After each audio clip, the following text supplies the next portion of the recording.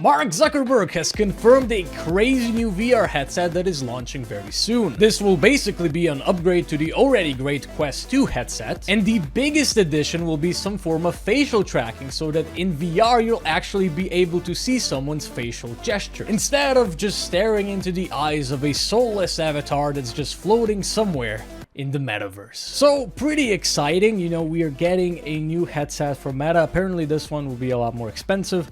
The existing Quest 2 headset have actually gone up in price as well. So I think they're now starting at $399, whereas before they were starting at $299. So that probably has something to do with supply shortage and such. And obviously it's a great deal for a VR headset anyways, because currently they're just in the user acquisition phase, so they're giving you a really good deal on the hardware just because they want more users. So the new one is apparently going to have facial tracking and eye tracking, which is very interesting. So first of all, it does make sense.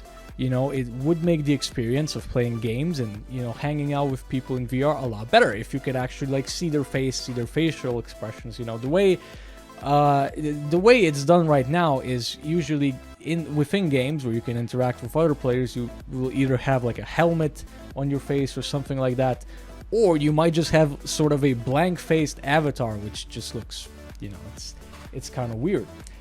But this also brings, sort of another issue in terms of privacy.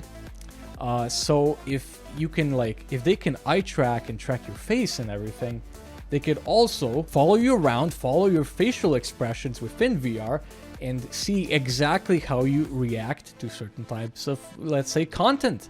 Maybe they have this, group VR place where you can chill with other people, and maybe they advertise you things and such things like that. And now they can track your facial expressions to see exactly how that sort of stuff makes you feel. So it's another question about privacy, of course.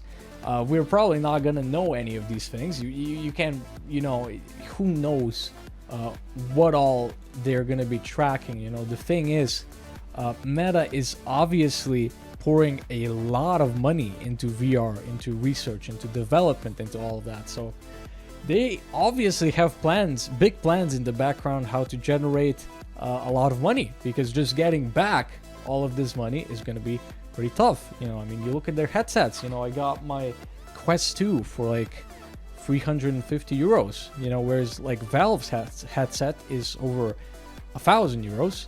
And it is better, but it's not better by a lot. It's not even a standalone headset, so you could sort of compare them. You could even say the Quest 2 is better in some cases, whereas Valve is actually directly making money by selling you the headset, whereas Meta isn't really making much money selling you the Quest 2 headset. They could be just breaking even, maybe making just a little bit, maybe even losing a little bit, because they're all about user acquisition. And then, in the software that everyone's going to use on these headsets, they are going to have to find some sort of a way on, how to generate more money. I don't think this is just going to be the whole user acquisition play, and now there's a store, and now you buy stuff from us, and they just get a margin from that. I think, there's probably going to be some more intense things in the background. So, pretty cool. Definitely a cool step forward, but you